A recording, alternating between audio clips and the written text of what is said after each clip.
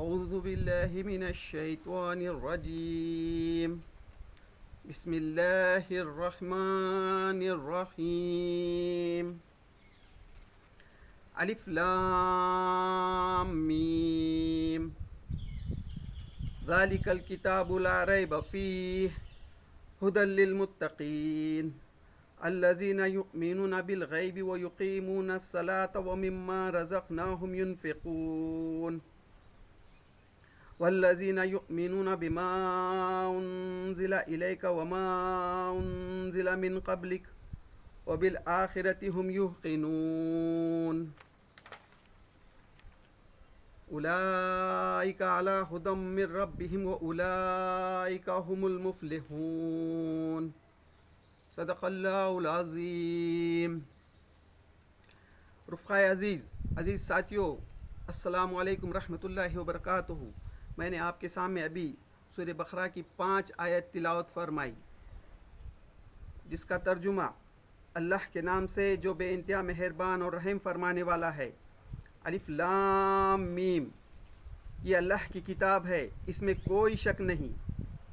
ہدایت ہے ان پرہیزگار لوگوں کے لیے جو غیب پر ایمان لاتے ہیں، نماز قائم کرتے ہیں، جو رزق ہم نے ان کو دیا ہے اس میں سے خرچ کرتے ہیں، جو کتاب تم پر نازل کی گئی ہے یعنی قرآن، جو کتابیں تم سے پہلے نازل کی گئی تھی ان سب پر ایمان لاتے ہیں اور آخرت پر یقین رکھتے ہیں. ایسے لوگ اپنے رب کی طرف سے راہ راست پر ہیں اور وہی فلاح پانے والے ہیں. سچ کہا اللہ نے. عزیز ساتھیو، سورہ بقرہ کی 1 سے 5 آیت اب بھی میں نے آپ کے سامنے تلاوت کی اور اس کا ترجمہ بھی آپ کے سامنے رکھا. قرآن مجید کو ہم جب پڑھتے ہیں تو سب سے پہلے سورہ فاتحہ سے قرآن مجید شروع ہوتا ہے. سورہ فاتحہ ایک دعا ہے جو اللہ تعالیٰ اپنے بندوں کو سکھاتا ہے کہ قرآن مجید سے فائدہ اٹھانے کے لیے اللہ سے اس طرح سے دعا کیجیے، صراط مستقیم کا راستہ. پھر اللہ جواب میں پورا قرآن مجید بندوں کے سامنے رکھتا ہے. جس چیز کی آپ نے دعا کی تھی تو یہ ہے وہ سیدھا راستہ، صراط مستقیم کا راستہ، جس پر چل کر آپ دنیا اور آخرت میں کامیاب ہو جائیں گے. پھر اللہ اس قرآن مجید اس کے بعد جو ہے سورہ بقرہ شروع ہوتی ہے. تو اللہ تعالیٰ قرآن مجید سے فائدہ اٹھانے کے لیے انسان کے اندر کچھ صفات ہونا ضروری ہے. اس صفات کا ذکر، اس کون سی صفات ہے جو انسان میں ہونا چاہیے، یہاں اللہ تعالیٰ بتاتا ہے. قرآن مجید سے آپ کو فائدہ اٹھانا ہے تو یہ انسان کے اندر چند صفاتیں ہونا چاہیے. آئیے اب ہم دیکھتے ہیں وہ کون سی صفات ہیں جو قرآن مجید سے فائدہ اٹھانے کے لیے ضروری ہے.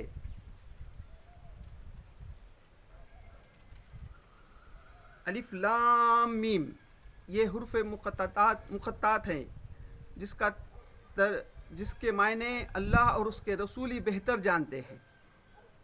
یہ اللہ کی کتاب ہے، اس میں کوئی شک نہیں. ذالک الکتاب لا ریب فیہ. یہ اللہ کی کتاب ہے جس میں کوئی شک کی گنجائش ہی نہیں.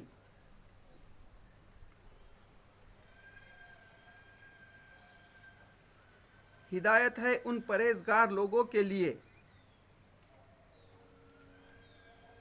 اب یہاں اللہ تعالیٰ انسان میں وہ کون سی صفات ہونا چاہیے آپ کو اگر قرآن مجید سے فائدہ اٹھانا ہے، تو سب سے پہلی صفات کا یہاں ذکر کرتا ہے اللہ تعالیٰ. پرہیزگار انسان پرہیزگار ہونا چاہیے.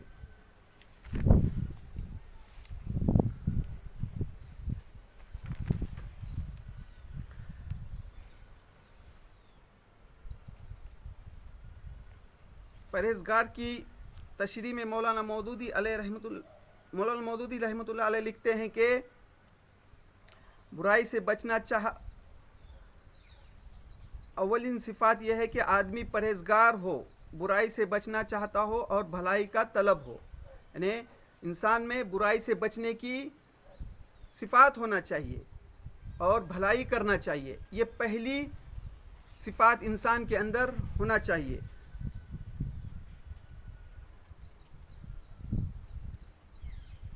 ہدایت ہے ان پرہیزگار لوگوں کے لیے جو غیب پر ایمان لاتے ہیں. یہ دوسری صفات، غیب پر ایمان. یعنی غیب پر ایمان یعنی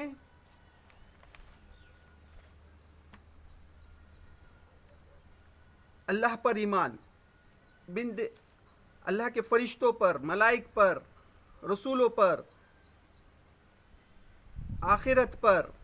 یعنی یہ زندگی جو ہے اللہ تعالیٰ نے جو ہم کو دی ہے، یہاں پر جو ہم اعمال کریں گے اس کا حساب جو ہے کل قیامت کے دن اللہ تعالیٰ ہم کو دے گا. اور جس کے اعمال اچھے ہوں گے اس کو جنت دے گا، اور جس کے اعمال برے ہوں گے اس کو جہنم دے گا. غیب پر ایمان، غیب پر ایمان لاتے ہیں، نماز قائم کرتے ہیں. ہاں، یہ جو ہے تیسری صفات.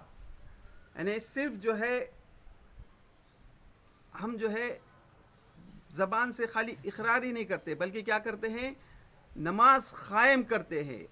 یہاں کیا کہا گیا ہے، نماز پڑھتے نہیں بلکہ قائم کرتے ہیں. یعنی با جماعت نماز جو ہے تو قائم کرتے ہیں. جو رزق ہم نے ان کو دیا ہے اس میں سے خرچ کرتے ہیں. یہ انسان کے اندر چوتھی صفات ہونا چاہیے. یعنی اللہ تعالیٰ نے جو مال دیا ہے، جو رزق اللہ تعالیٰ نے دیا ہے، یہ ایک آزمائش ہے. تو اس کو جو ہے صرف اپنا ہی یعنی اپنی ہی ملکیت نہیں سمجھتے بلکہ اس میں سے اللہ کی راہ میں خرچ کرتے ہیں. جو کتابیں تم پر نازل کی گئی یعنی قرآن، اور جو کتابیں تم سے پہلے نازل کی گئی تھی ان سب پر ایمان لاتے ہیں. یعنی جو قرآن مجید جو یہ کتاب ہے اور اس سے پہلے جو کتابیں نازل کی گئی تھی ان سب پر کیا کرتے ہیں، ایمان لاتے ہیں. یہ ہے پانچویں صفات. یعنی یہ جو اللہ کی جو کتاب ہے اس میں کوئی شک نہیں، اور اس سے پہلے جو کتابیں نازل کی گئی تھی وہ بھی اللہ کی طرف سے تھی. لیکن اس میں جو ہے بعد کے آنے والے لوگوں نے کیا کیا، ملاوٹ کی. یہ ان کی بھی تعلیمات یہی تھی جو قرآن مجید جو تعلیم دیتا ہے، اس پر بھی ایمان لاتے ہیں. پانچویں صفات. اور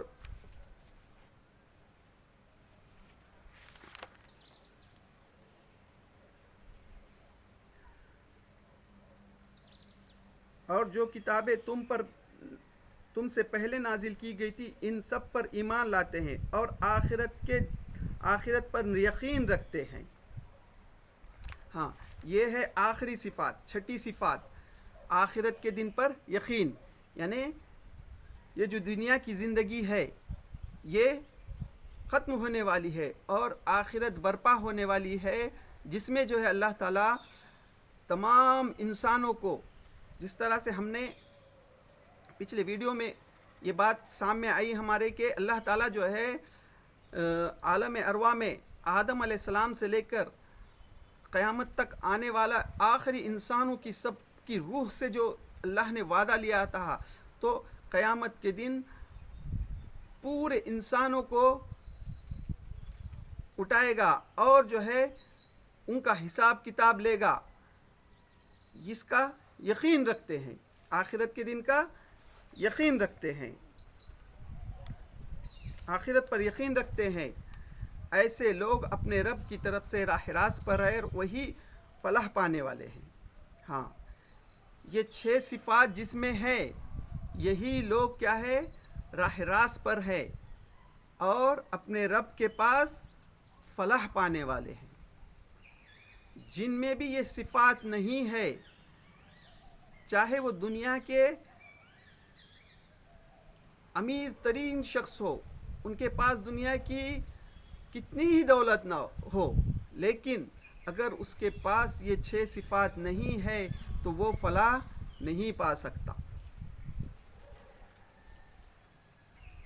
تو یہ ہم قرآن مجید کو جب کھولتے ہیں تو سب سے پہلے سورہ فاتحہ اللہ سے ہم صراط مستقیم کا راستہ مانگتے ہیں. اللہ جواب میں پورا قرآن مجید آپ کے سامنے رکھ دیتا ہے اور یہ 6 صفات رکھ دیتا ہے. اب جو ہے اس کے بعد جو ہے پورا قرآن مجید ہے سیدھی راستہ، صراط مستقیم کا راستہ. اب اس کو جو سمجھ کر پڑھیں گے اور عمل کریں گے وہ فلاح پائیں گے. ہاں، یہ ہے وہ قرآن مجید کا سیدھا راستہ. جن میں بھی یہ 6 صفات ہوں گے وہ دنیا اور آخرت میں کامیاب ہو جائے گا، اور یہ صفات سے جو بھی خالی رہیں گے وہ بھلے ہی دنیا میں ان کے پاس دولت ہوگی لیکن آخرت میں خسارے کے سوا کوئی چیز کام نہیں آئے گی. ہاں دوستو، تو ہم نے آپ کے سامنے سورہ فاتحہ اور سورہ بقرہ کی 5 آیتوں کا حاصل مطالعہ آپ کے سامنے رکھا. قرآن مجید جو ہے یہ پورا 23 سال میں مکمل ہوا ہے، اور یہ سورہ بقرہ مدنی صورت ہے اور قرآن مجید کی سب سے بڑی صورت ہے. تو انشاءاللہ اس کے بعد جو ہے ہم جو مکی صورتیں ہیں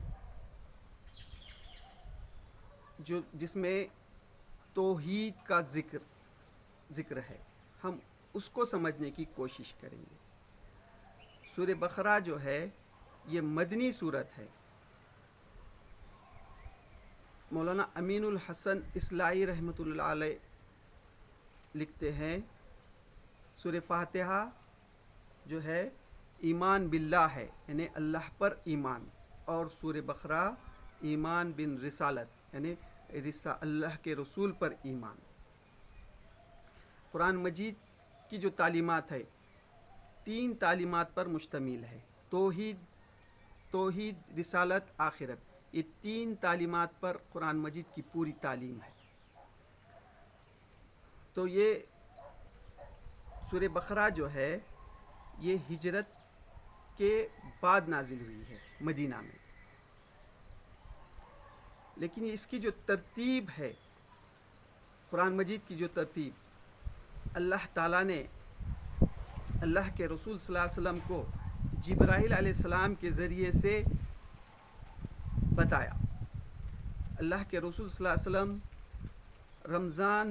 ہر رمضان میں جبرائیل علیہ السلام سے قرآن مجید کو سنتے اور آپ ان کو سناتے، ترتیب وائز سناتے.